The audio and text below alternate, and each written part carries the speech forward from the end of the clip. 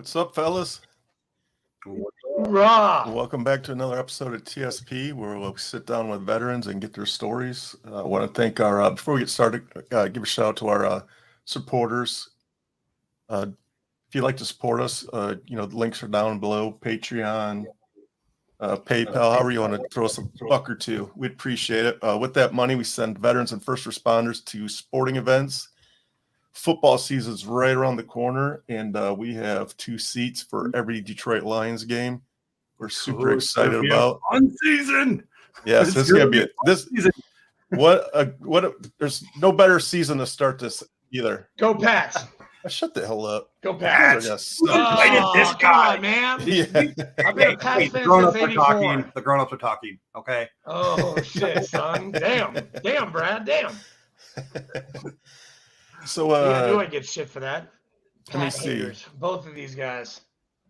I don't know. Pats. Jesus. What do you mean? Hey, listen, man. I was a fan before they got, before they were like the GOAT. Okay. That's what they all say. No, serious? Never mind. You know what? I don't have to explain myself to you. I thought you were a Savannah boy. Hey, Dude, I was Exeter, New Hampshire, and then Savannah. So Savannah Bananas, yes. Atlanta speaking Thrashers. of the GOAT, he went to the University of Michigan. So back to the Lions. Oh, okay. There we go. Always back to the Michigan thing. Okay. Good to go. Yeah, he did go Good to go. So before we introduce our guest, do you got anything, chaps? Me? Yes, we have one big thing this weekend. The official Smyrna Air Show, June 10th and 11th. Our post will be there selling ice cream, and we need a couple more volunteers. So if you want to volunteer, it's like 6 or 7 hours, sell ice cream, and you get to see the Blue Angels. It's kind of cool. Come on down, talk to me, talk to Kim Stavros, or talk to Aubrey Spain, our media guy. What's the story that's with about it. What's the story with the Murfreesboro show? When is that? That is in October. That is the STEAM event, and we are definitely signed up for that. You and me. All right. The post and the Scuttlebutt podcast will have tables there. I've already arranged it. Right on. I'll be there. Excellent. And for that show, they're trying to get one of our recipients here on this show, Lieutenant Commander Wiz Buckley, is probably going to be there with his jet and taking people up to fly. We just got to help him. We got to help him with the fuel cost to get up here. Why do we need to help him, man? He's loaded. Yeah, I know, but hey, listen, hey. Just kidding. I'm throwing them a bone myself just to get him up here. So, hopefully we'll get to ride we'll get to ride in a really, really fast airplane. Yeah, that would be pretty dope. But without further ado, we have a guest. He's a good friend, Brad Stinson. How are you, Brad? What's up, brother? How you doing, man? Semper Fi, brother. Semper Fi. Yes, sir. That's right. The best branch. The best. Yeah, it's true. It's true. Well, I can't argue that. And Brad, we want to know who you are and what you're doing for the veteran community, what you're doing in life. Like, why are you a GOAT? And why did you join the Marine Corps? Well, first, why did I join the Marine Corps? This is actually kind of funny because I had no desire to join the military at all. In high school, I was a pretty good athlete. I have 8 varsity letters in 2 sports. So I played 9th grade varsity football and varsity baseball, which led me to a college scholarship. This is back in 2000. So when I blew out my arm, I needed Tommy John surgery. And back in the year 2000, Tommy John surgery isn't the Tommy John surgery it is today. It was a 2-year recovery, and we don't know if you're ever going to be able to throw again. So 18-year-old me, I knew everything at that time. You're not going to tell me. I graduated high school. I know everything there is to know about this world. 18-year-old me said, I have other things to do, like drink beer and chase ladies. Right. Which that sounds like fun. Which led me to just a whole bunch of stupid decisions. I mean, come on, you're 18 years old and now you have all this freedom of movement on the battlefield. You're going to get into trouble. And I sure as shit did. Trouble always found me. I was getting in fights and doing a lot of drugs that I never in a million years thought I would be doing. I ended up getting arrested for going the wrong way on a one-way street when I was drunk, just after we snorted some Adderall. Nice.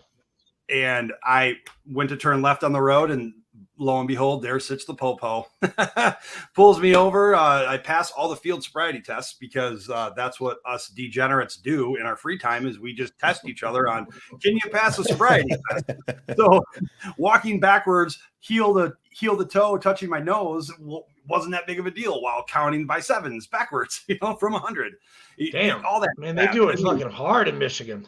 It's stupid because if you blow, I mean, I blew a 0.28 on the road and a 0.29 in jail or something like. I mean, it was an absurd amount. I mean, wow. And you passed the field sobriety. And I just snorted Adderall, of course. I had laser focus, right? But going into jail that night and having to explain my fake ID and the stress and anxiety of, oh my God, if they test my cards, are they going to find what kind of drugs they're going to find on my, like what the hell?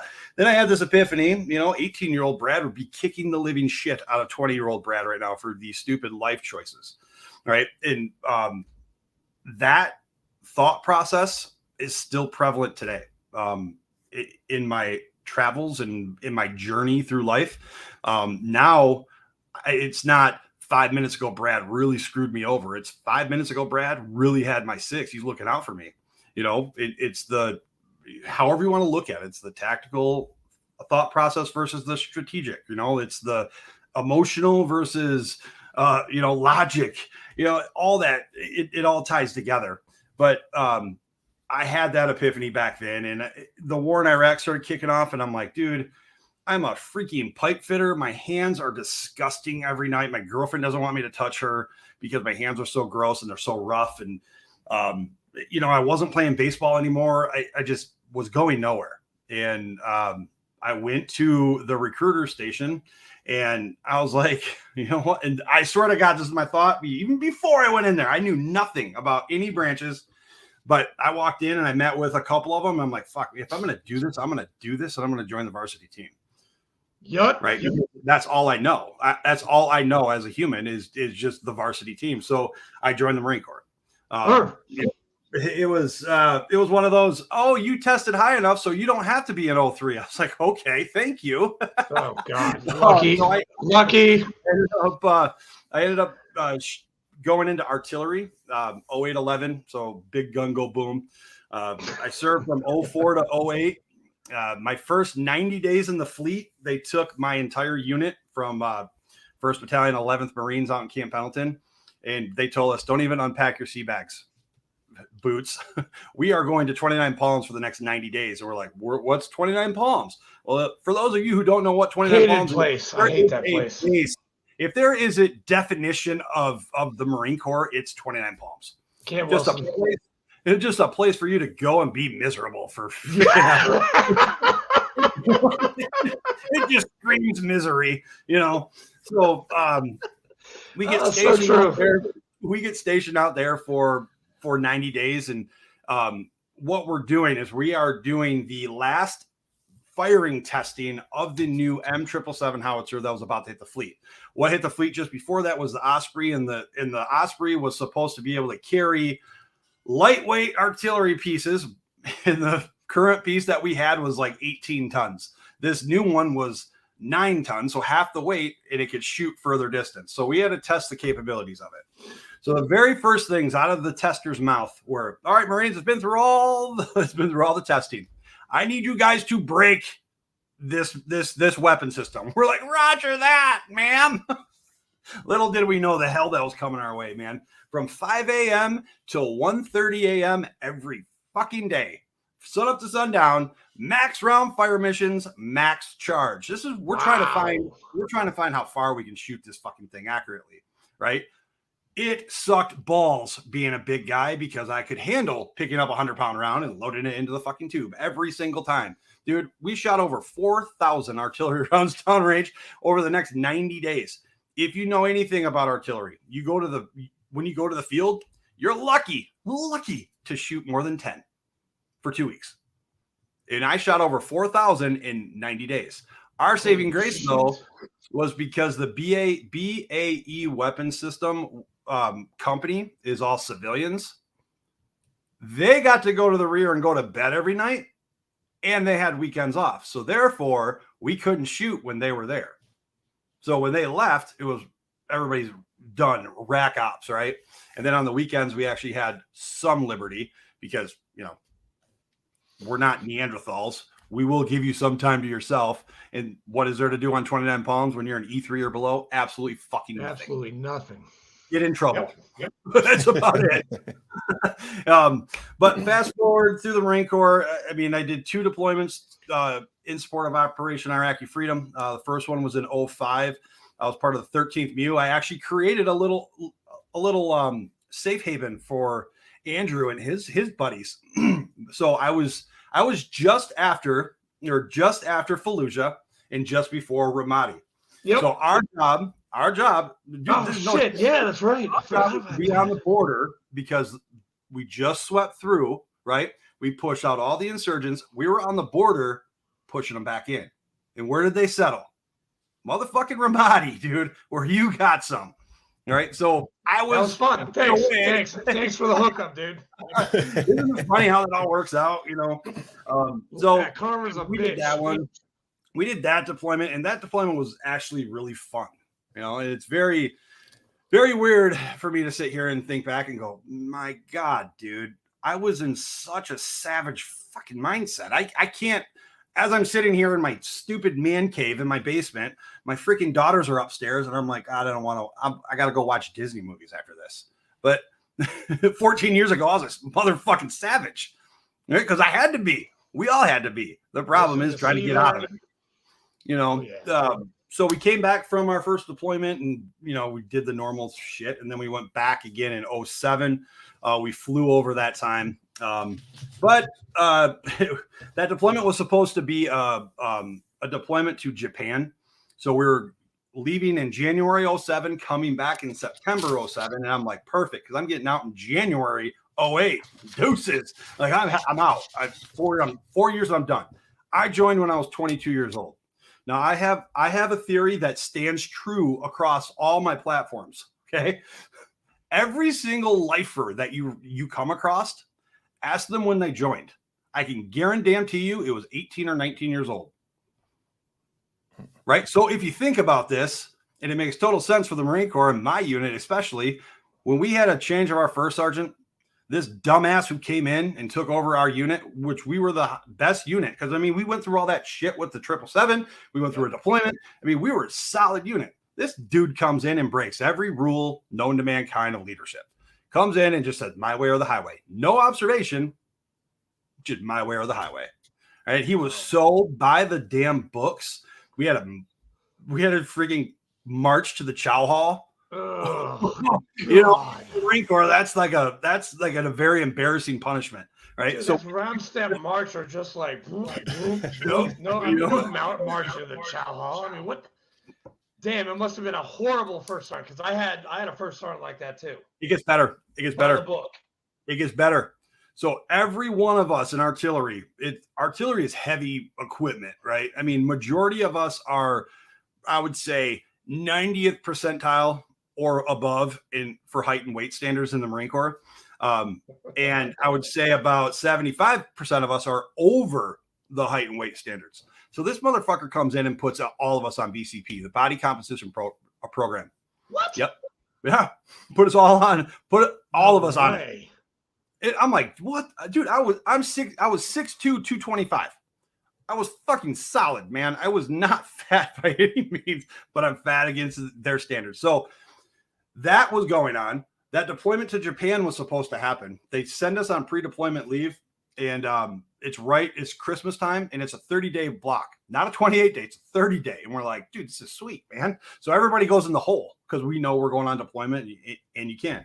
We come back, and they're like, oh, hey, gents, just kidding. We're not actually deploying to Japan anymore. We're like, what? We're getting augmented with 3-1 Kilo and Lima Marines. And we're flying over in July. So now this is July 07. Math for Marines, January 08, right? I'm like counting on my fingers. I'm like, okay, I count like 5 times. I probably even had those sound effects. I'm not fucking going. I'm getting out in January. There's no way. There's no way they can make me go unless they stop loss me, and they're not doing that at this time. No. I was afforded the opportunity to re-enlist overseas. Dude, I'm not re-enlisting. I'm not re-enlisting, man. What the hell, right? So I had to deploy.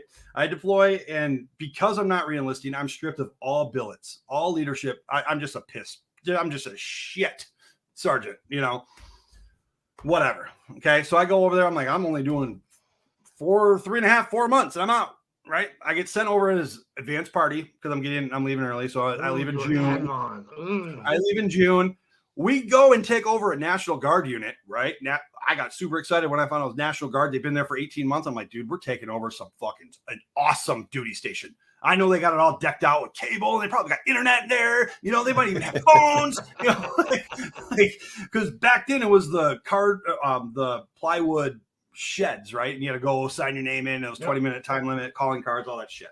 And then the internet cafes started coming as I was leaving TQ, my last time. But they send me over. I go over there. I'm just this little shithead guy who's just trying to get by, trying to get home. We get stuck on tower duty. Me and my buddy Jake from State Farm. No, he's from Ohio, the armpit. I still hang out with this guy to this day, man. He's my brother. But him and I go on post, and my brother just sent me the entire Nip Tuck season 1 and 2 on DVD. Right. So I'm like, hell yeah, Jake. We got our 8-hour post all squared away, man. We're going to watch season 2 of Nip Tuck. We're going to do blah, blah, right. So we get dropped off. We get dropped off at the tower. The first thing you do when you go into the tower is you take the camera that's supposed to be facing outward where the enemy is, and you turn it around to make sure nobody's coming down the road. Right. Then you drop your flak and you drop your Kevlar, and boom, you're in this bulletproof air-conditioned tower. You're just scanning, right? You're just overseeing everything. Damn, we didn't have those in our body. It was a 2-week rotation. It was from patrols and security detail shit. So it was a break, R&R, right? So I get up the post and take off my flak. I put it in front of the door, take off my Kevlar, put it on the top. I get everything all set up and ready to go. Got our snacks and shit. And snacks. All of a sudden, dude, the door, boom! We're like, what the fuck? It was the gunnery sergeant who dropped us off. I'm like, oh shit! There I stood. Flight suit, nothing else, right? Like, oh, you busted me, right? This is the very beginning of our post. He's like, okay, good to go. And he just leaves. Like, what the fuck? So Jake, I can hear that. I can hear it right now. Yeah, I know. Jake and I are the whole time for this 8-hour post. We're like, bro, how much trouble are we gonna get in? It was just terrible, man. It was 8 hours of misery, anxiety. We get back to the base or our camp. And it was even worse than we even anticipated. I mean, that first sergeant just hammered us, right? And of course, I didn't give a flying fuck because I was still getting out. I'm like, dude, you only can touch me for the next 30 days, right? But during that time, I got bitched out for not wearing my proper PPE.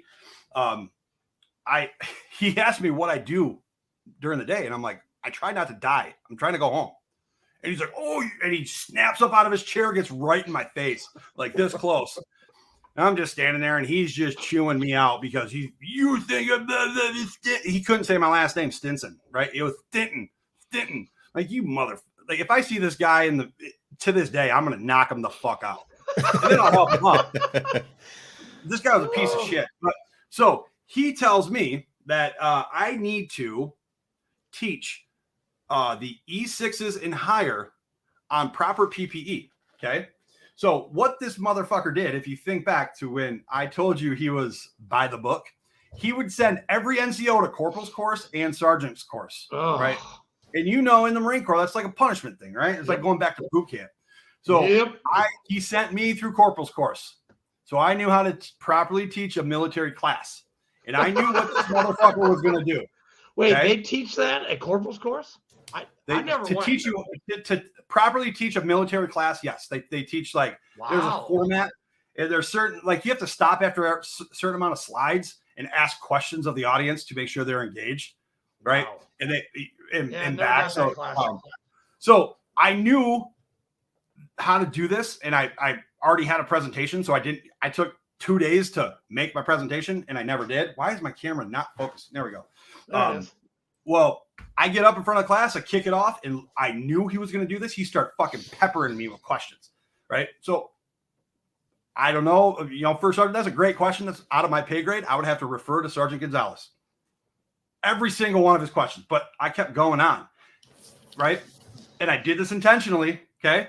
So at the very end of the class, I'm like, all right, that's all I have for you today. Does anybody have any questions for me? Great.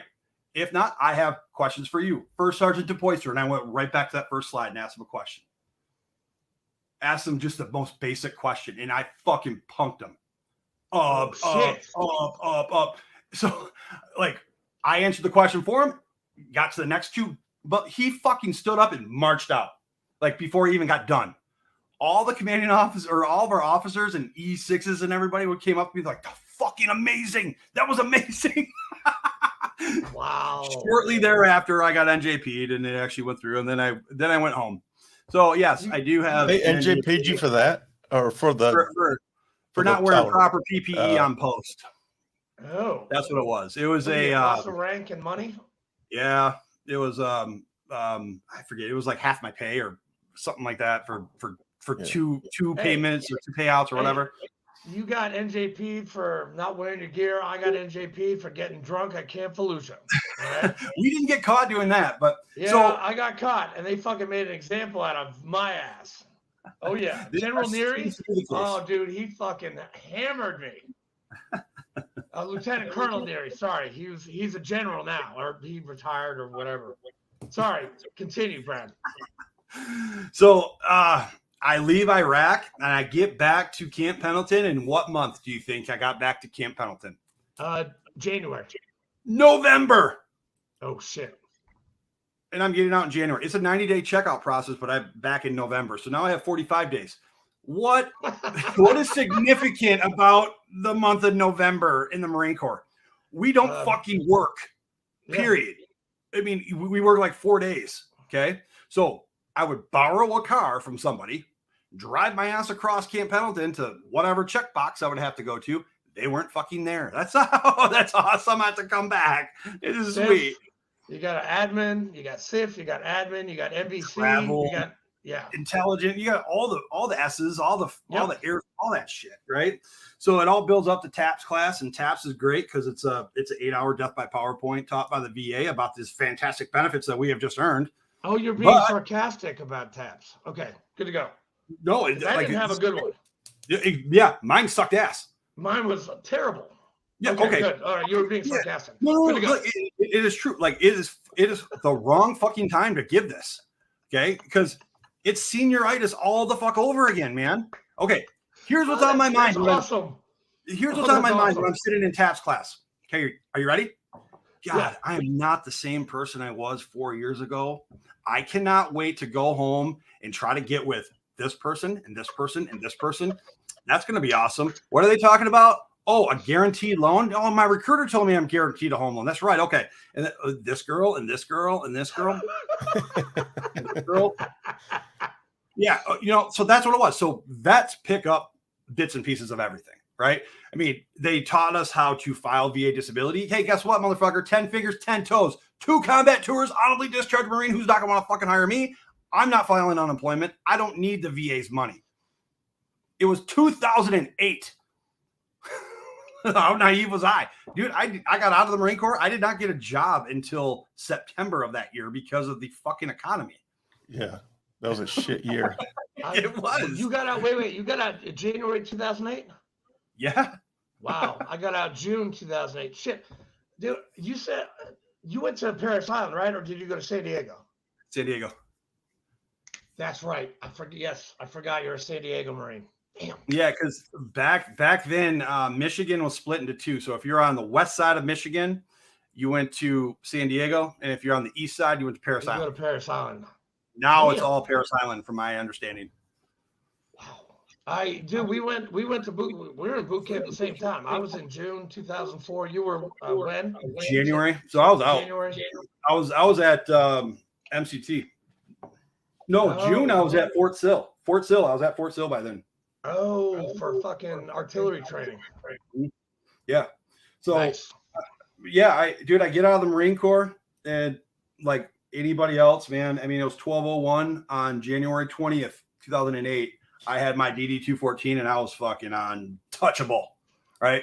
I was unstoppable, right? I'm gonna take on the world. I had that new lease on life, like I'm just graduating high school all over again, right?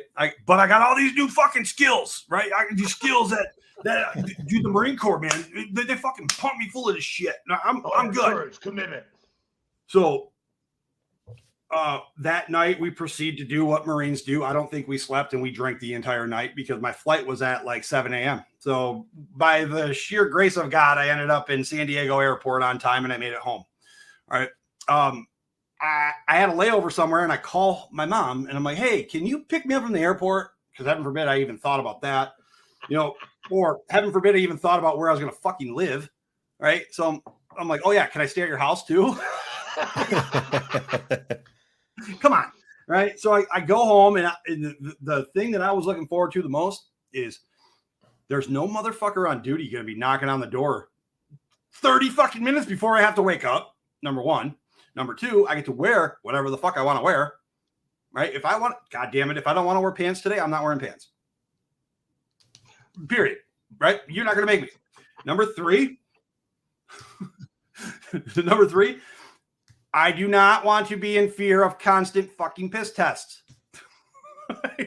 Like it just kept going. Like I had a long laundry list of shit that nope, you're never gonna, So I get home, I go out, see a couple people, come back home, and I'm just on cloud nine. It's the highest of highs, right?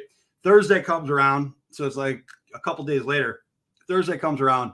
And I'm like, oh, fuck, man, it's Thursday? Hell yeah. Because Thursdays in my town before I left was a big college bar night. I mean, it was a night that you'd go out and you just have a good fucking time. We'd go out the same, like 5 to 10 people. We'd all meet at Vitali's at 10 o'clock. We'd pre-drink down there and then go downtown and go hunting.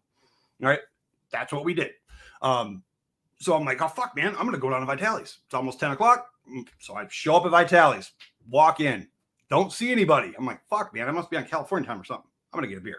So I sit down at the bar, and one of my best friends is a bartender there. He gets me a drink, and I drink maybe a third of it.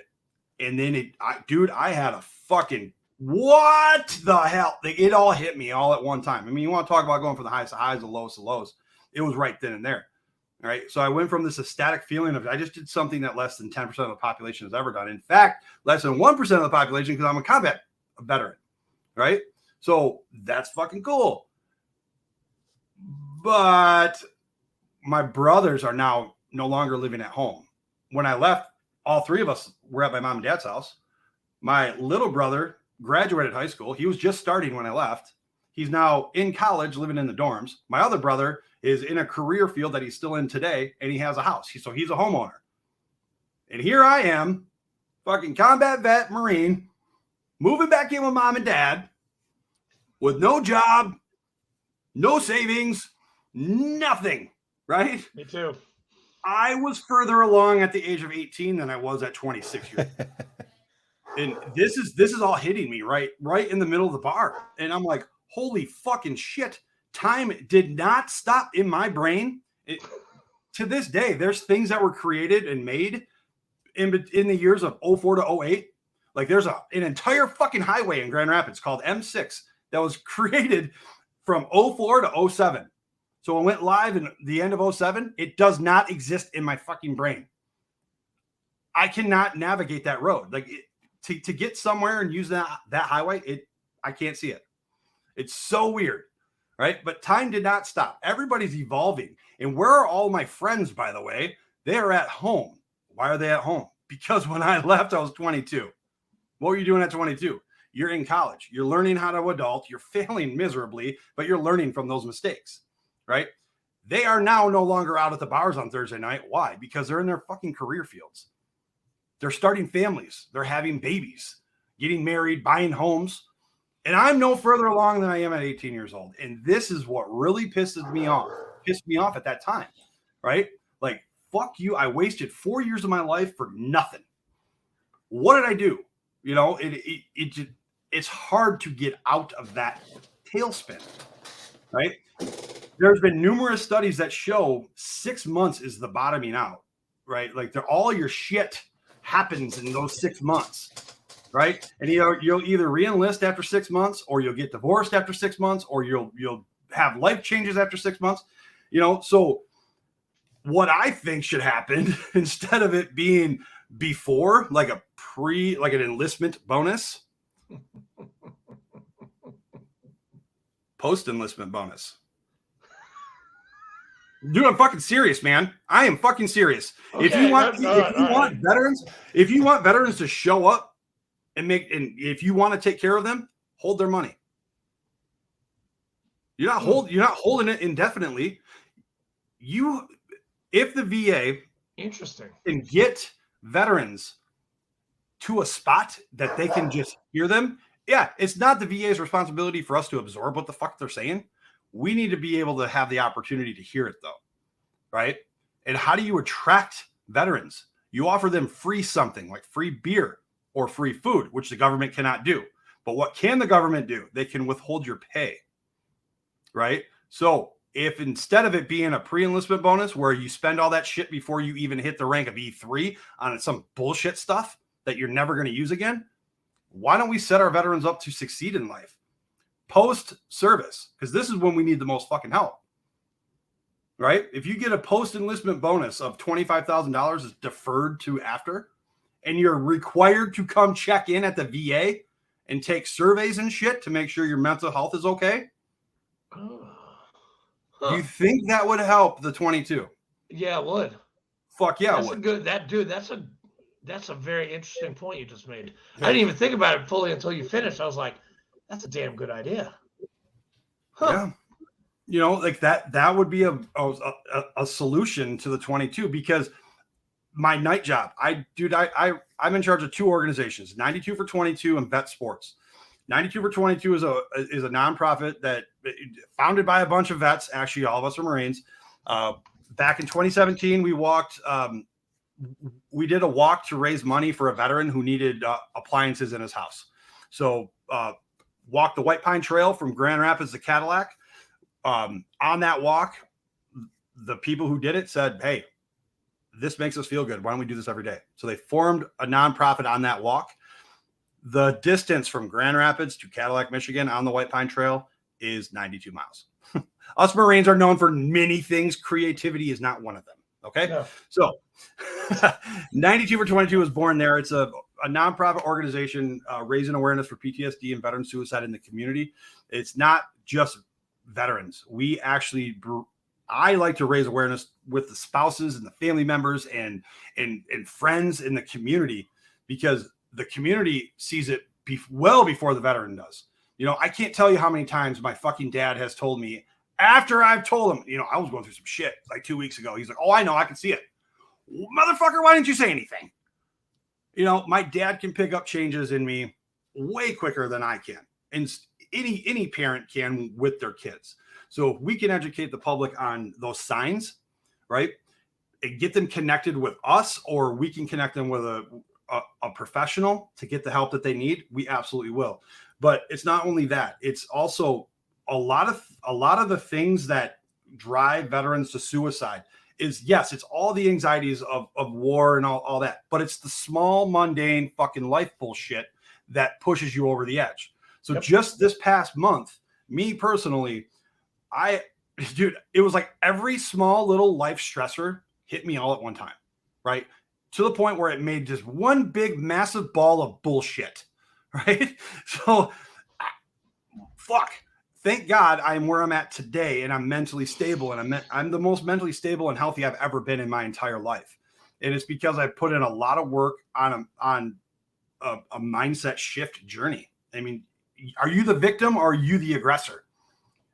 That's good. Okay, because victim mentality. Sadly, and I'm gonna call all of us out. Us vets are fucking complainers, man. I mean, we are not aggressors anymore. For some fucking reason, we are not aggressors. We are passive fucking people that just stand there and just accept our fate. Fuck that. Do something about it. Well said. Good God, right? Complaining about the problem without offering any tangible solution is just being part of the fucking problem. Well, right? dude, well said. Well said, Brad. That's awesome. So Yes, and it's true. I hear it all the time. I hear complaining all the time. I'm like, you know what? Do something about it. If you don't like it, if you don't like the status quo, change it. I'm broke. Well, have you filed VA disability? No, because I was told that if I get it, I can't work. Well, whatever you're fucking told is wrong. Here's the deal. And you lay it out to them, and they're still like, well, I'm going to get denied. Yeah. Like, motherfucker, I'm giving you an Mentality. outlet. I'm giving you an outlet right now to potentially earn $3,450 per month for the rest of your life. Not to mention, if you get the permanently and totally or unemployable, there's a whole world of free shit that opens up. Yes, there is. Like, so what I have encountered through my own trials and tribulations, I mean, fucking Christ, from 2008 to now, the VA is night and day difference. And, I give the VA a lot of shit, and we all do, but we need to give them credit where credit is due.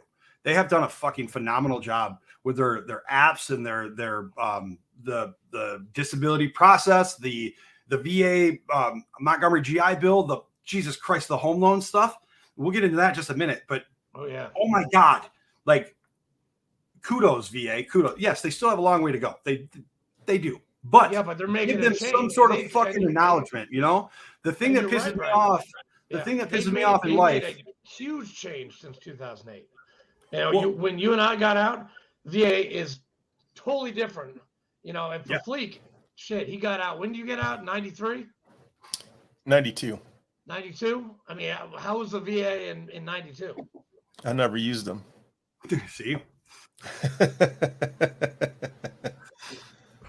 So, I mean, what I encountered was nobody knew shit for shit, right? When I finally pulled my head out of my ass and decided, you know what, I'll be damned if I just wasted those 4 years. I mean, I didn't do all that shit and embrace the suck for that long to be doing the same things I was doing before. What the fuck is wrong with you? So I finally one day just went down to the community college and spoke to the VA person that was there, right? To see how to do all this stuff. She's like, well, I need your DD-214. I was like, well, duh, that makes total sense. Let me go home and grab it. Because I made 25 copies because I'm a squared away devil dog, right? Well, dumbass me put all 25 copies in the same spot, someplace safe that I still have not been able to find 14 years later. I'm going to find those fuckers. I'm going to find those things when I have to clean out my parents' house after they pass away. But at the time, I was living at my mom and dad's house, which is on 3 Mile and Coit. The VA was on 4 Mile and Coit. No shit, 1 mile from my house. Okay. It took me an additional 35 days to muster up the courage to just go there. Okay. I get there. I'm sitting in my car. I'm going, all right, here we go. Here we go.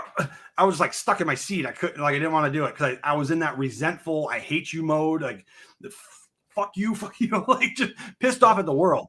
Right. So I finally I went in, and the lady at the front desk says, how can I help you? I said, yes, I need to get a copy of my DD-214. And she's like, oh, what? I'm like, my DD-214. She goes, and she goes away. Right? She comes back like 3 minutes later. She goes, you need to speak to the Dave officer. I was like, roger that, ma'am. Where's he at? She's like, I don't know. I'm like, what do you mean you don't know? Back then, there were 2 Dave officers in my state, and they travel to all the VAs. So he's at my VA the 3rd Tuesday of every month. Well, it was just 2 days ago. So you're telling me I have to fucking come back? So yeah, I do. So I had to come back the following month. He's in this like makeshift office, which is a janitor's closet. Okay. And when it's my turn, I was in line for 2.5 hours, even though I was there at 8, right? I was in line for 2.5 hours. I get in there, and this is what I see. He's just his back. He doesn't even turn around. Right? He's like, how can I help you? And I was like, I put my DD-214 somewhere. I don't know where it's at. I need a copy of it. And he's like, oh. And it was an awkward silence for like 10 seconds. He's like, oh, are you done? He's still not facing me. I was like, yeah, I'm done. So finally, he spins, but he rips off a piece of paper and hands it to me. Archives.gov. This is where you got to go. Say what the fuck? Like I just wasted 30 plus days of my fucking life to find out this website. Why the fuck doesn't that person know? Why isn't it plastered on the wall? Why is this a closely guarded secret? What the fuck is going on? You know, like this is my introduction to the VA. Okay. Like, so I go to the archive site. Well, it's true. This is exactly what we all go through. Yeah. You know, so I go to the archive site and somehow I managed to not fuck it up enough to where I got my DD-214 in like 90 days. Right. So that was the start of my VA experience. But what I realized at that time is that the VA is, or I realize now that I didn't know at that time, it was their transition into the digital revolution. Right. They're coming online. They're doing that now every single day. Like I go on to e-benefits site and I used to, right. It's transitioning to the va.gov site now, but yeah, it's right. But the e-benefits site was where I had to go for my schooling, my Montgomery GI Bill and things. So I would go there and there were so many dead links, you know, like you click on the link and it just wouldn't go anywhere or whatever. So one day I'm clicking on it. I clicked on it and lo and behold, it was live. And I'm like, are you fucking kidding? Like, this is sweet. I can get all my service records here. So I made a how-to video on how to do it. It's my most popular YouTube video I have. It's like 35,000 views of a how-to video of me generating my own service record. I send this to every veteran client of mine. I send this to every veteran I come across, right? Because nobody knows about it. Right. So that was my first aha moment is, dude, I'm the fucking olive branch, man. Right. Like I'm going to be the olive branch guy. There's nothing better for me than helping another veteran through some shit that I've been through. Right. Because I see the signs. I know what it's like on the other side, but I know that one catalyst that needs to happen. And the one catalyst for every fucking veteran that needs to happen is they need to get out of their own goddamn way and actually go hang out with other veterans. Once you get around your people, holy fucking Christ, your world changes. Yep. Now you're not convincing motherfuckers that you're a good person or you're a good dude or you just need to be left the fuck alone or whatever else. I mean, shit, dude. Andrew, we've met each other maybe 2 times in person. In person, yeah. Very short. Dude, and I can almost guarantee you that I have a place on your house, on your couch, right? Like that's how much trust we have with each other. You have a guest room with your exactly name on it, right? Like in my house, like 2 doors down. You know, you're hitting the point that I'm getting at, right? For me, what really helped me, I struggled from 2008 till 2017, so like 9 years. Okay, what helped me? This is no shit, man. This is how everything turned for me. I was a regional manager at Planet Fitness. I created this new hire training program. I had this employee tier thing. I mean, I had a whole bunch of good shit going on, and it was adopted by Planet Fitness corporate and deployed across all the franchises. Which that's a fucking cool thing, right? But I wasn't enjoying myself. There was no joy in what I did. The joy that I have is mentoring and helping people through the shit, right? So the opportunity to become a loan officer arose when I personally was going through a refinance. Me and my wife, we hit our 5-year goals and we have to reestablish 5-year goals. Okay. So when we reestablish our 5-year goals, we're like, okay, we want to build a new house. But since we use the VA loan on this one, can we use it again for another one? Can we have multiple? Can we use it to build? I have so many fucking questions. So we reach out to, I call him Johnny Loan Officer. Johnny Loan Officer is that fucking swindler who is wearing a suit and tie and has the blue piece over his ear, you know, straight up boiler room, you know, right? So Johnny Loan Officer tells me, oh yeah, you must refinance out of the VA right now, you know, because it's going to take about 3 to 5 years to restore your entitlement on the property. And I'm like, okay. At the time, it made perfect fucking sense because what was going on with the VA? They had a 35-year backlog of unfiled claims that they were trying to work through, and they're in a lot of shit for it. So I'm like, oh, that makes total fucking sense. That makes total sense. All right, cool. So I refinanced out of the VA. into a conventional loan. And 2 weeks later, I found out the truth. Like, there was no fucking reason to do that. Because even though I did refinance out of the VA loan, my name is still on title. So therefore, my entitlement is tied to the property until I sell the house. Or I can use a one-time and one-time only restoration of entitlement to buy a new house. That's what I fucking had to do. This cocklicker didn't take the extra 5 minutes to read the goddamn guidelines and put me into what's called the interest rate refinance reduction loan, or IRRL. It's a streamlined refinance process that does not include an appraisal, credit underwriting, nothing. I mean, you have to be current on your mortgage and have a fucking pulse, and you can close this thing in 24 hours. Okay. Well, this is what he should have done. But instead, because he doesn't know VA, he wants to push me into his wheelhouse, because in the industry of lending, it's very egotistical. Therefore, if you're asked a question and you do not know the answer to that question, the belief is, if I show any sign of weakness, they're going with somebody else. Therefore, I'm going to push them into my wheelhouse, which is conventional. Right? This is where, there's a whole fucking list of things that we could talk about here. But this is what led me to becoming a loan officer, is when I understood that this shit is happening. I consider myself to be a pretty intelligent human being. If it's happening to me, how many other fucking veterans is it happening to? Right? So that day, I'm like, you know what? If not me, who? If not me, who? I'm going to fucking do it. By God, I'm going to teach myself how to be a loan officer, because that's when you became the mortgage Marine. Well, I became a loan officer. I didn't become the mortgage Marine yet. I had a lot of errors and failures first, but I knew coming out of the gate that I wanted to specialize in VA, because this is how I could help. This is how I can give back. A couple months prior, I found out that a Marine that I served with took his own life. And it kind of hit me like, dude, what the fuck, man? We both did the same deployments and saw the same shit. I transitioned out. I'm doing okay. Why did he take that route? And then I got pissed off that he didn't fucking call me.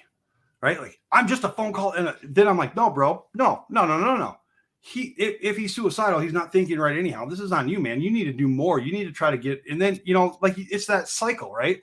Like, there's never enough that I can do. I'm like, well, what I do, right, is I talk about it. I share it, right? I get it out. I don't hold anything back. I mean, I do hold things back when I feel like I need to, but for the most part, I just talk about it, right? Because why the fuck not? Like, I'm not going to hold anything back. My cousin, on the other hand, my cousin is a year older than me. He joined the Army a year before I did, and he served with the 82nd Airborne. His contract was for 3 years, and he was deployed for 3.5. So this motherfucker has seen nothing but combat for 3.5 years. And to this day, he still suffers big time from PTSD and just all those issues that come with it. He can't work. He doesn't have relationships with his family, and it's bad. I know the one thing that he needs is to just get out to one of the fucking events that I do.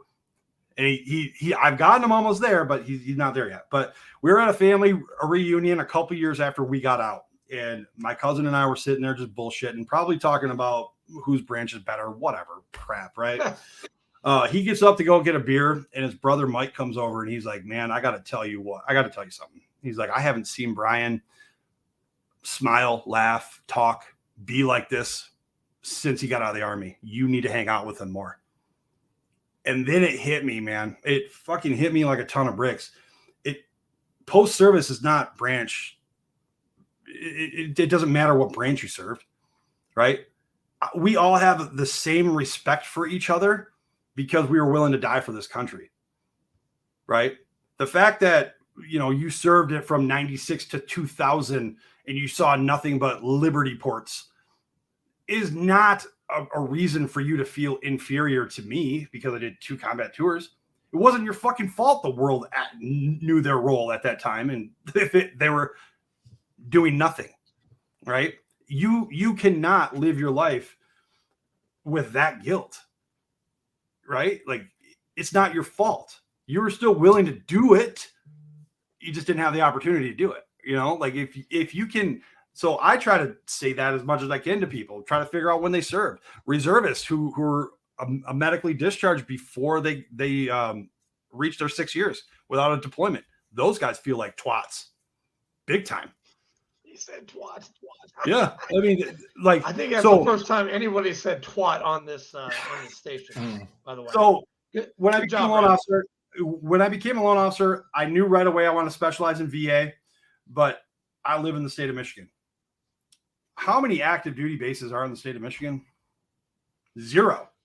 All right. Zero. To answer your question, zero. Freeze, recruit, freeze. Yeah.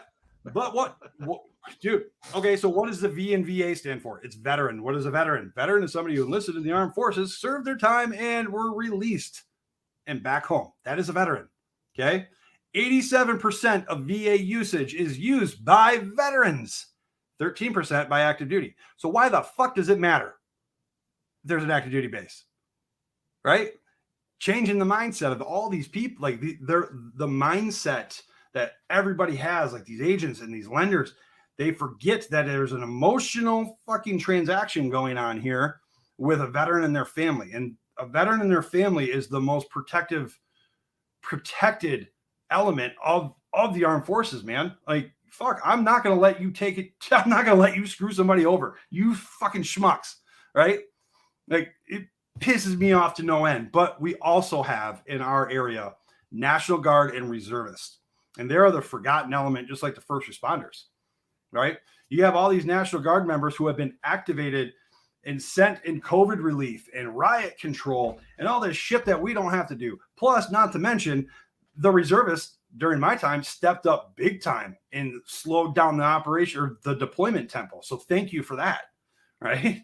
But they're also doing the shit that we don't want to do, right? Like the voluntold working parties of go man a COVID tent. Fill a sandbag. Right. So fill a HESCO barrier. Go have fun. Yeah. We're gonna build you a sandbag machine. How about that? Oh, thanks, guys. Thank you. Thank you for building us a sandbag machine that we have to fill with our fucking shovels. Oh God, I don't know what we're talking about. But yeah, that real life story that actually happened. Al-Assad, Iraq, 05. You get there. I remember going there once. Yep. Artillery. Okay. So the Marine Corps is the bastard child of the armed forces. Okay. Artillery is the bastard child of the Marine Corps because of the collateral damage. So from a commanding officer standpoint, they see 200 Marines in an artillery battery that are just extra bodies. And our B.L.T. commander on our 13th M.E.U. fucking hated us. He hated us. Like, he sent us all over the damn place. I mean, we were sprinkled. Our headquarter element was in Al-Assad, but we were in Hit. We were at the border of Syria and Iraq.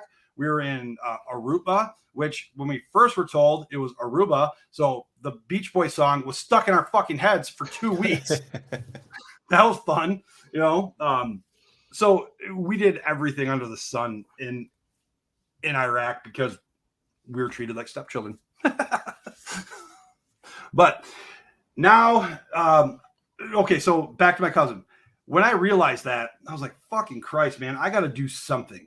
I just have to do something. Something's better than nothing, right? I got to just get involved. Well, my schedule didn't allow it at the time. And I just didn't know what to do, how to do, whatever. Then the opportunity to become a loan officer arose. And I was like, poof, this is fucking it, man. Becoming a homeowner changed my life. 100% changed my life. If you would have met me the day before we closed on the house and you would have saw what I did when the very first thing after I bought the house, you'd be like, who the fuck is this guy? Right? Very first thing I did is I put a Marine Corps flag on the house. It became incredibly proud of what I did. I wasn't ashamed. I wasn't embarrassed. You know, it filled me with pride and confidence to allow me to step outside of my comfort zone and get into Planet Fitness. And Planet Fitness, even though it was a bullshit job, dude, it was exactly what I needed at that point in time in my life. It allowed me to explore whatever the Marine Corps taught me. It allowed me to fail. And that's the key part. As a veteran, you cannot be afraid to fucking fail. You will fail. And when you fail, it's okay. Pick yourself up by the fucking bootstraps and take another step. Yep. Okay. Yeah, definitely. Well said. The power in failure is what makes you succeed. What you are taught by life in failure allows you to succeed. It allows you to keep going forward. Okay. So failure is a good fucking thing. And I know a lot of us are afraid of failure. We're afraid to show that. We're afraid to be vulnerable around people. It's okay. The world is not that bad of a place. We have seen fucking worse. Give me a break. I mean, Linda and her fucking flowers on the corner are far less. She is of no threat to you, but you're making her out to be a fucking threat. Right? Like, she is literally, this girl's 5'2" with flowers in her hand. These things right here have killed people. Why are you letting that bitch run your life? Fuck that. Man, that is that's powerful right there. Dude, it's not gonna, it doesn't happen overnight. You have to be afraid to fail. And that's what I figured out at Planet Fitness, because the franchise owners had day jobs. Okay. So from 9 till about 6:30, I could fuck up royally, but I had plenty of time to wiggle my way out of it. Right. And that's when you're wiggling your way out of it. That's where you learn everything. So just by freaking messing up, I became really proficient and competent at what I did, to the point where we opened 3 gyms in 3 years and I had 200 employees underneath me. Right. But it still didn't bring me pleasure because I wasn't doing the thing that I wanted to do.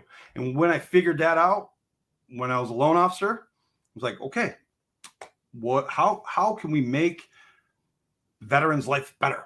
How can I make somebody's life better? Think about what I went through. Think about the bullshit that I went through when I was trying to do schooling and I was trying to buy a home. And so I've created all sorts of things to better veterans' lives. Or so I thought, right? Well, me just being, I'm just a fucking knuckle dragging Marine, man. I just have ideas. I don't know if they're good or not. Right. So I just throw them out there. And what I didn't know then is what I know now, is that in my industry, it takes 30 days or more to see the results. So I was all over the goddamn place the first year, right? A lot of failures, which is great. I learned from it. And then I found my people, which is Alex. Alex is one of my people. Yep. Right. Part of a military mortgage boot camp, a group of like-minded individuals doing exactly what I was trying to do. And I was told that I was being an idiot about this. Are you fucking insane? You're going to specialize in VA? Bro, we're in the state of Michigan, man. There are no active duty bases here. You're just pigeonholing yourself. What the fuck? I don't want to do, so many haters and doubters. Which, Andrew, if you know me, I love haters and doubters, right? Because these motherfuckers I have to prove wrong. These are the people that, yep. I mean, these are the people that I pull on, right? So I became a loan officer, start going down this path. Well, fuck, man.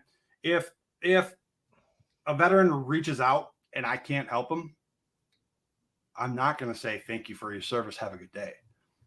Fuck that, man. If a veteran reaches out to you, you do everything in your fucking power to help them, because that is the biggest step ever. If they're reaching out for help, that is massively huge, right? So I better have a bullpen of people that I can, connect them with. So I went down to the veterans office. God, I just pulled a whole bunch of pamphlets, right?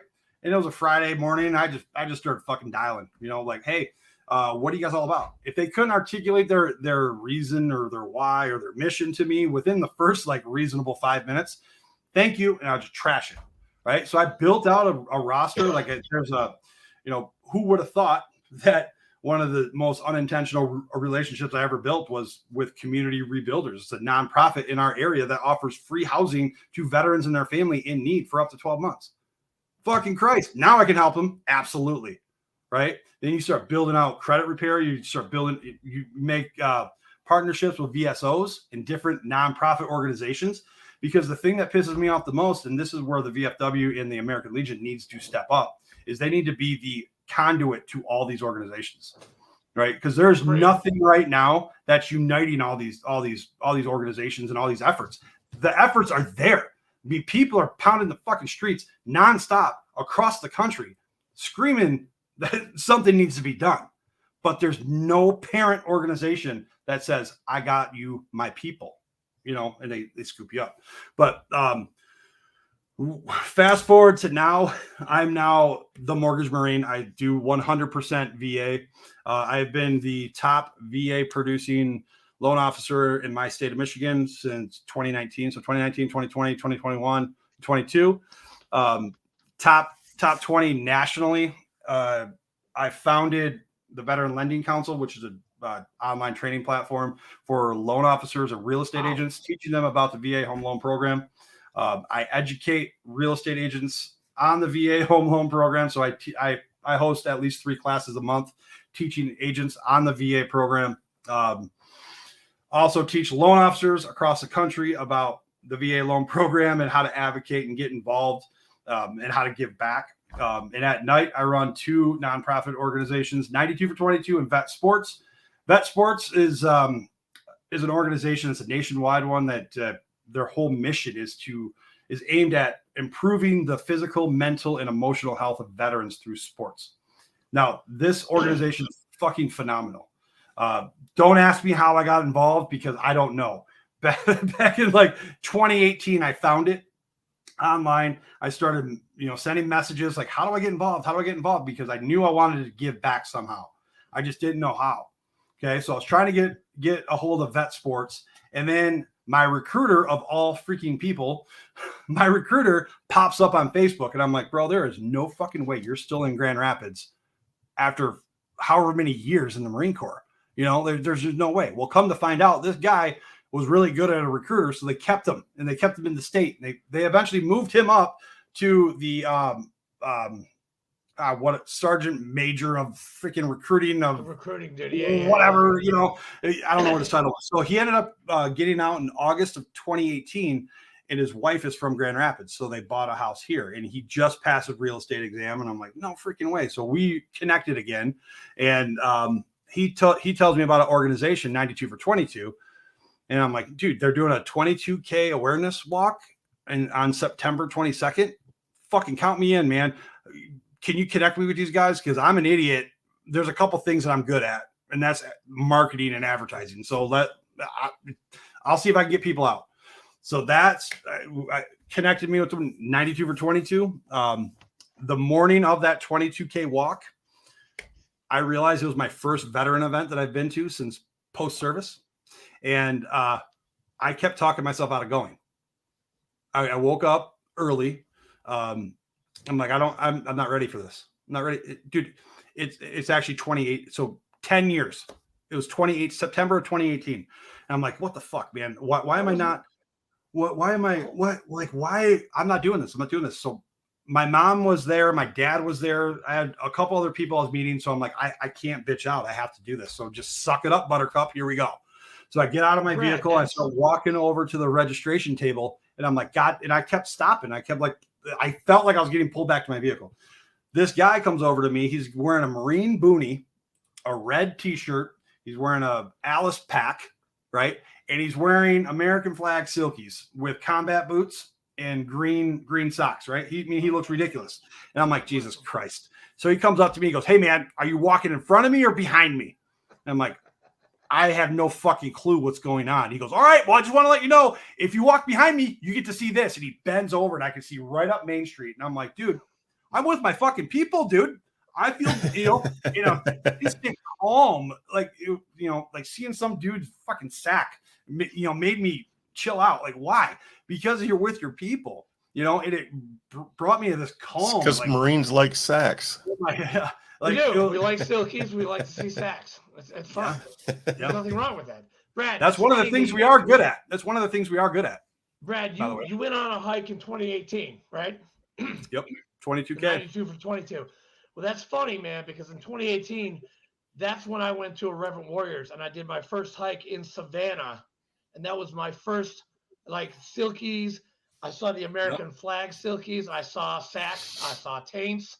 I saw it all. I was like, and that changed my view too. And sorry, I divulged a little bit, but no, it's fine. You're proof of concept, man. You're echoing exactly what I'm saying. It's getting out into the community. We cannot recluse ourselves, man. Like when we isolate, only bad things happen. Bad news bears. Bad things happen.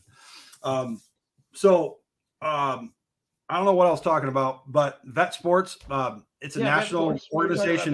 The whole thing, Vet Sports will pay for the registration of any team. So me being the chapter leader of West Michigan, we have 2 men's softball teams. They pay for the registration and ump fees. We did a co-ed volleyball tournament last year. We did a couple softball tournaments, but one of the big things that we did is we honor a fallen teammate of ours. An Army airborne veteran passed away Christmas morning, 2021. It took all of us by total surprise. I mean, this guy had this autoimmune disease that he had to get chemo every year. And when he got chemo, he would still show up and play softball.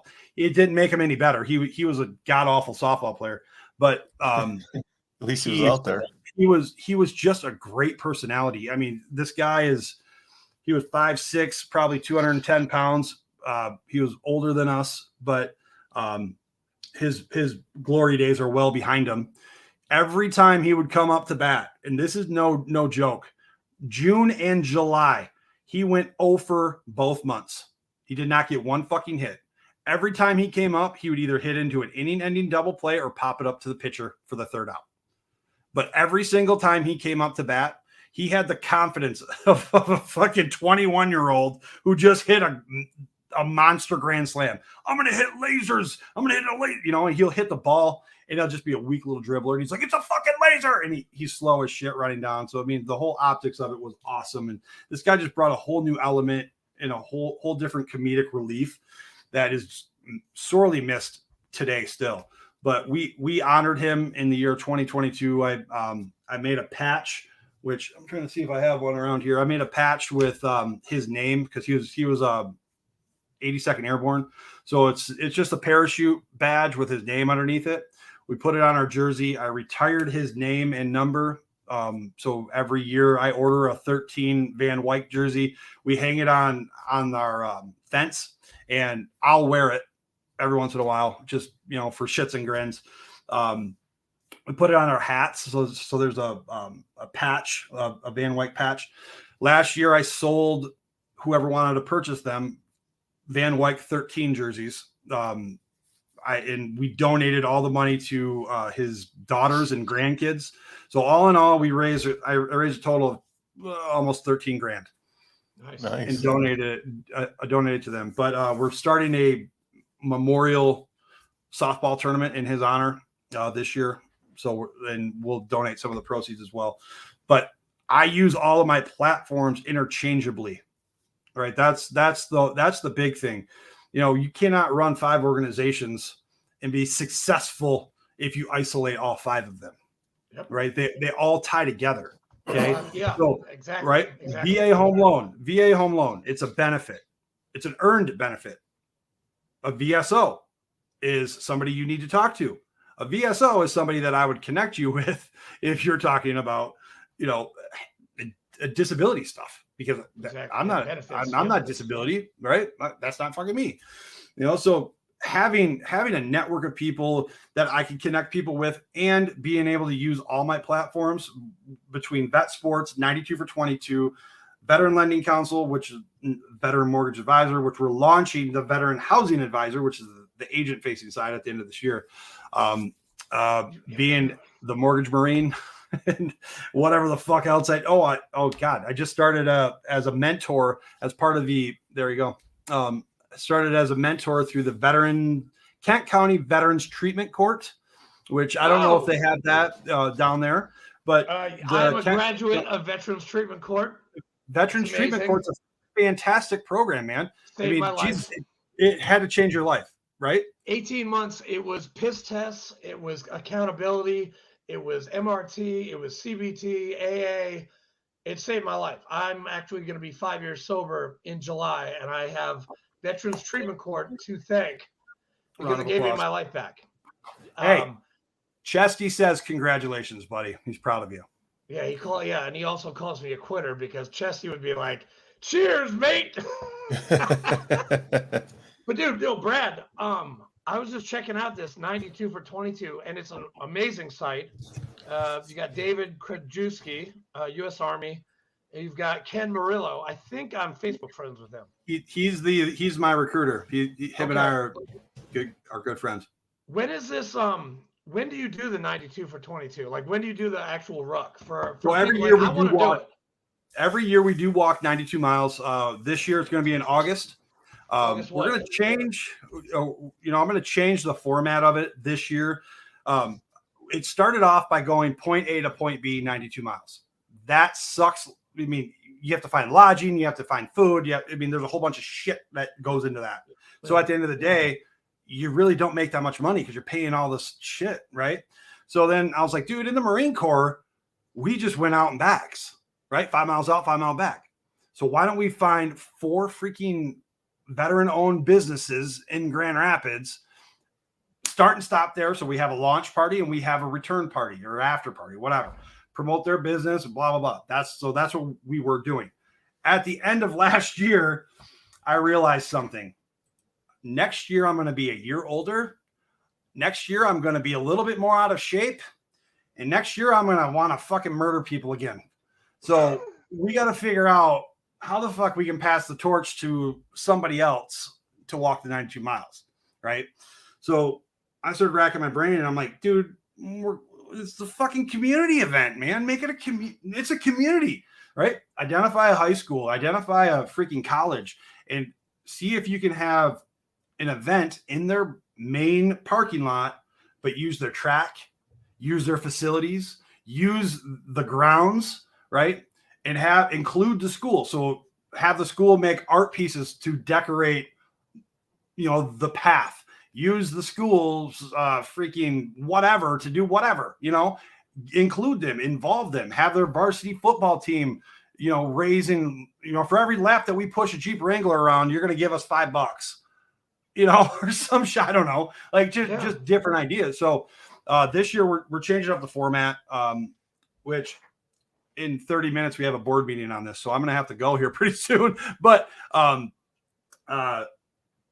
it's going to be August 5th. It's going to be at my alma mater, Northview High School, which I don't see why we can't do this virtually. But I don't know. I don't know what I don't know yet. So I'm planning this whole thing. I've never planned a walkathon type event. So Brad, you just said it. I don't know what I don't know. That's right out of Save a Warrior, man. I fucking love it. Jake Clark, the CEO of Save a Warrior, would be so happy that you just said that, because that's true. We don't know what we don't know. Correct. We don't know what that person is feeling. We don't know what that person is going through. I'm sorry, you just made me very, very like. Hey, I have a chubby right now. It's true, because I mean it's on for every interaction I have with whoever else.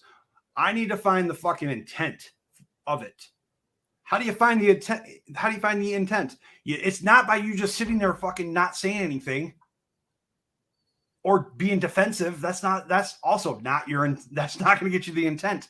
The intent is standing there like a fucking grown-up and asking grown-up questions. Adulting. Right? It's called adulting is hard. Adulting is hard. And let's call a spade a spade. Most fucking veterans refuse to be an adult. That's why they're victims. It's true. Yep. True. If Brad, are aggressors. So how often you make it to Detroit? That's where my headquarters is at Ross Mortgage. So I'm there multiple, like 3-4 times a month.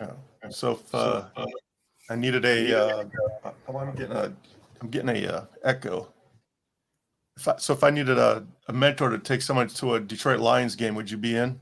Absolutely. That'd be him. Hell yeah. Tigers, Lions. I mean, you name it. I mean, geez. I mean, we try to do so with my endeavors through nonprofit work, and even as a loan officer now, I get connected with a lot of organizations that want to help veterans do cool shit. Like there's a charter boat out in Benton Harbor that will take a fully chartered boat out with vets for 5 hours and help them fish. It's not deep sea fishing; it's deep lake fishing. But out on Lake Michigan, it looks like a freaking ocean. It looks We like need the to- ocean. You Wait, can't is see it land. Primal Outfitters LLC? No. We need to hook you up. Dude, we got a guy we interviewed. He's up in Michigan and he runs charters. And he's a Marine too. His name is what's it? His Gunny. name's Gunny. Yeah. G-U-N-N-E. Gunnison. Gunnison. Yeah, he was This is last 2-7. name. Shoot me his info, man. I'd love to connect with him. But Do I it mean, right now. that's the power in our network, man. You know, like We know if we don't know that person, we know someone that knows that person. Right, exactly. and if we cannot vouch for that person, we're not going to connect you with them.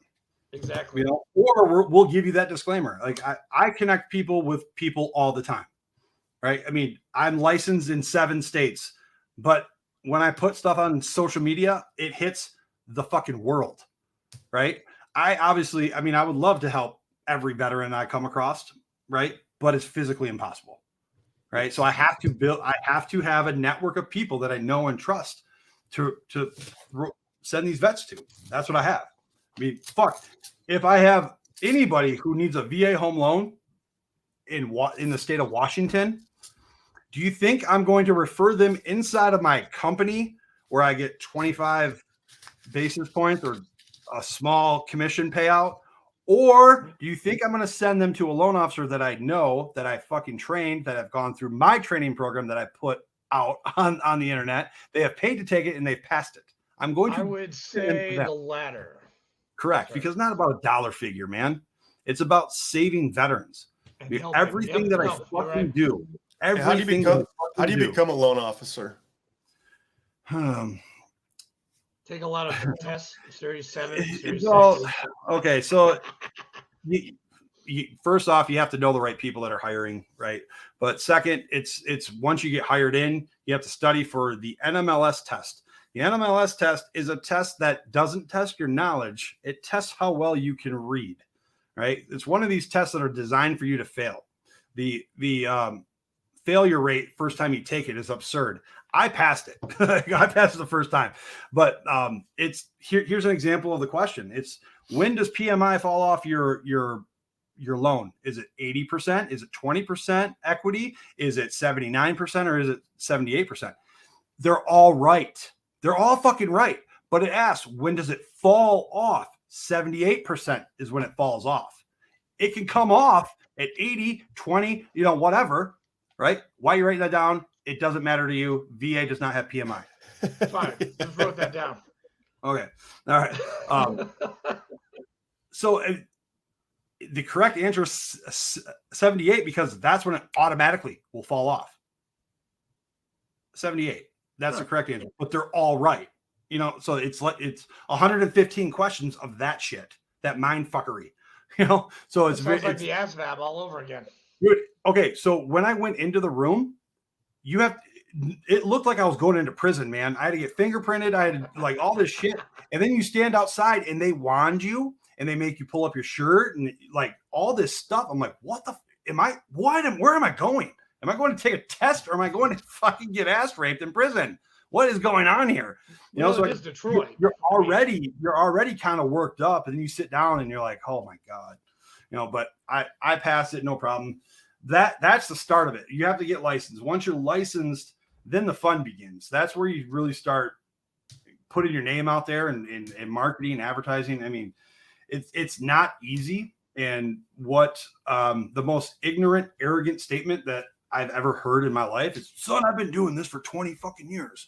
It's like, all right. The reason why they say that is because in my industry as a loan officer, in order to build up the experience in all the loan programs to be proficient, it usually takes about 12 to 15 years. So yeah, I can understand the old boys club of saying, oh, I've been doing this for 35 years. Well, guess what, motherfucker? I've been doing this for 5, and I will put my VA numbers from this year alone against your career VA numbers, and I can guarantee you I've originated more. Yep. That's not a cocky statement. That's a confident statement. I have earned a right to be in this fucking room. Respect me, right? Because going up against these 15, 20-year loan officers and trying to show them that they're incorrect is not received very well, right? Like, oh, who the fuck are you, son? Don't fucking son me. You want to see your son? I'll show you a son. All right. But from here, it's just changing the perception, changing policies. Now, I mean, I have been able to impact the housing market here by taking out 2 discriminatory phrases in our purchase agreements. Back in 2018, on page 2, it said, in the event of VA financing, seller will pay for the pest and termite inspection. Page 4, paragraph 21, closing, seller will pay for title insurance closing fee. Both considered a VA non-allowable fee. Well, it's somebody's interpretation of the guidelines, and it's only halfway right. And it all depends on the lender. If a lender's charging a certain amount, then yes, the veteran can no longer pay for it. But the fact that you put seller in there is 100% fucking bullshit, because nowhere in the guidelines does it state seller. It just says somebody other than the veteran. So you fucking fucks are making VA offers look inferior, like a seller is going to net less by accepting a VA offer because of these 2 bullshit phrases in the purchase agreement that has nothing to do with real estate agents. It's all the fucking lender. Damn. Good job, Brad. It took 5 years, but they finally listened. Well, hey, dude, you're tenacious. I mean, you're a sergeant. You're a Marine sergeant. You're tenacious as fuck. Well, I mean, I've known you for a long time. I've only met you, God, 2 times. You're right. And you are tenacious as fuck. And you are determined. And you are doing good things for veterans. And I'm proud to be your friend. I'm proud to know that we share the same circle of friends. You, me, and Fleek, and Alex. And I mean, God, it's just going to get bigger and bigger. I want to do this 92 for 22. Let's do it, man. Dude, I just saw on the IW website, they're in Detroit on Saturday. No shit. No shit. And I'm like, shit, I can't get up there. I'm sorry. I can't do it. But this Dude, 92 for 22 sounds awesome.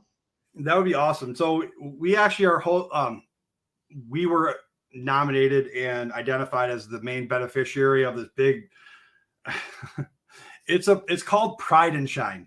It's not a gay rights thing. It is Pride and Shine it's an 18-wheel truck show. It's like Pride and Shine, meaning they shine their trucks and they show it off. Right. So they do this big truck show. They've been doing it for 5 years, and every year they've raised over $100,000 for the organization. And we're like, are you fucking kidding me? We just got to show up. So Friday and Saturday is the event. So even if you were coming up, I don't know if I'd be able to go, but I would try to make it out there. But that's coming up. We have Vet Sports has freaking league play Monday and Thursday nights. And we have tournaments coming up, looking to add flag football, looking to add cornhole, a whole bunch of other shit too, but I just don't have the bandwidth. So if you're in the West Michigan area, hit me up and you want to, you want to run it. Fleek and I, if you're not, you go ahead. Go ahead. Sorry, Fleek and I, we'll probably be up there in June, in 2 weeks. Is that right? I don't. Are we going up with Gunny, or is that like in July? I don't remember. I have to look. Okay. Yeah, let me know. We plan on getting up to Michigan. Like let me know, man. Fleek's gonna drive his damn Cadillac up there because it's an awesome Cadillac. It's brand spanking new, and it moves like a fucking dream. If a veteran is listening to this and wants to get involved with Vet Sports, either become a chapter leader or just more information, hit me up. I mean, they're looking to expand, and what? Fleek. Vet Sports. He's got another podcast called The Nosebleed Report. You would be amazing on that, I think, too. I'm just saying. Dude, let me know, man. I'm more than happy. Spreading the word, spreading the mission is what it's all about, man. Like just getting it out there.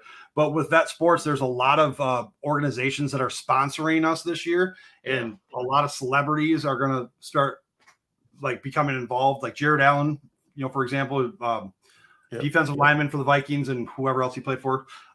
He was one of the keynotes at the gala this weekend.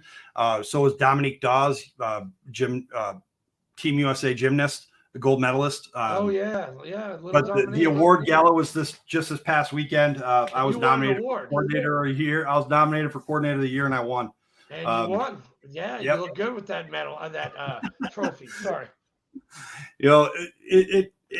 That over the weekend, I was feeling really guilty because I do so much for, like I do have 5 organizations. I spread myself over 5 organizations. And the one organization that gets treated like the stepchild I never wanted is Vet Sports, because it's so damn easy. I only call on it when I need money, AKA sponsor money.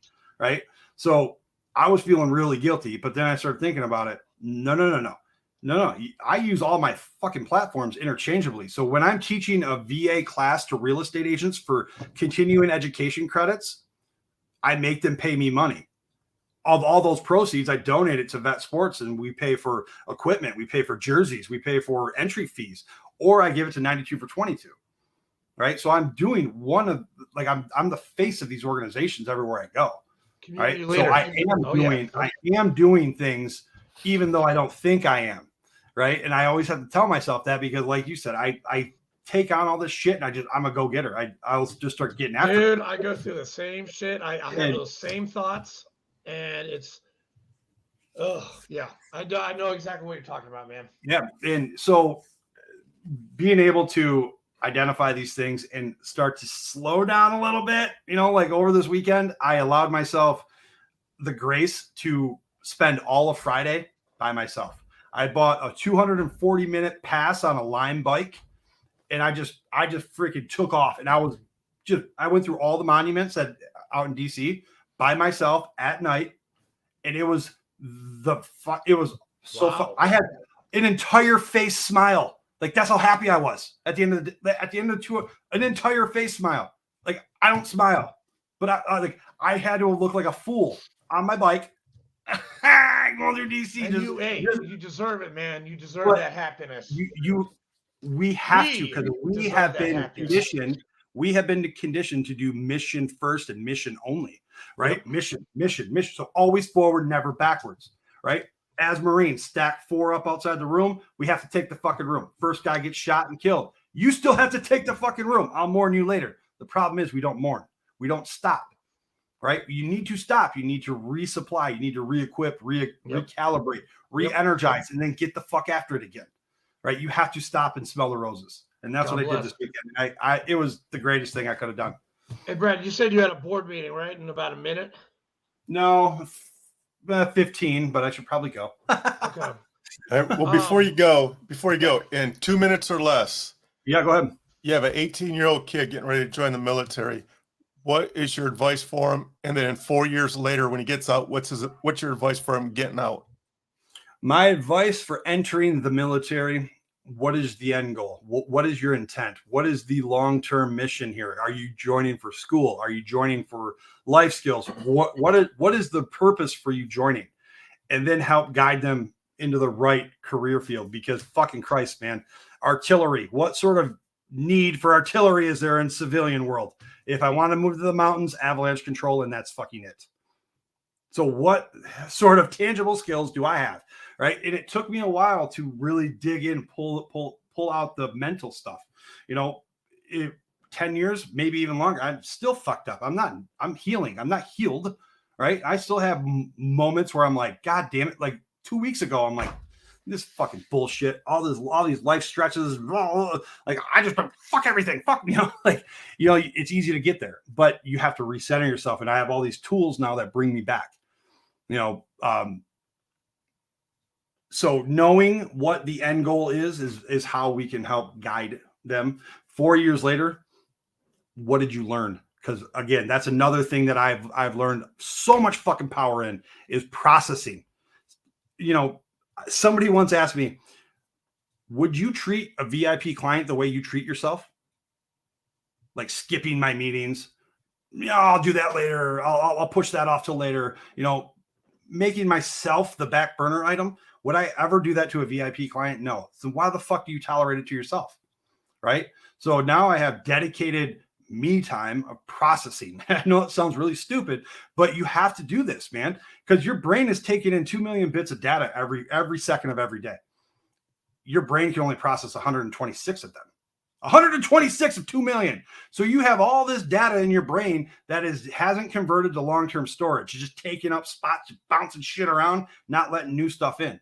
If you process this and you convert this to long-term storage or you data dump it, either way, it's processed. I wake up every fucking morning now with a whole new lease of life. it's freaking amazing. Like I wake up, I feel like I actually slept. You know, like who would have thought? Like, so I wake up, I feel energized. Number one. Number two, I'm ready to get the fuck after it because I don't have all this other shit pinging around in my brain. You know, so treat yourself like a VIP client, man. Make time for yourself and process your shit. Yes, So much yes. freaking power in that. God bless. That's amazing. That's amazing advice. That's a good quote right there, Flake. For your cookbook. It is. But Brad, we love you, man. Thanks for jumping on. Yeah, we love you, man. And you're always welcome in Tennessee with Fleek or with me or Semper Sliders or Alex Jimenez. And I'll probably get with you during the football season. I'll probably set you up with the vet to go mentor at a game. Let's do it, man. I'm happy to do that. I'm happy to be involved, help spread the mission, spread the word. Anytime you guys need a guest, you got a friend in me, man. Just hit me up. Thank you, sir. Thanks. All right, Semper Fi, guys. Take care, fellas. Later.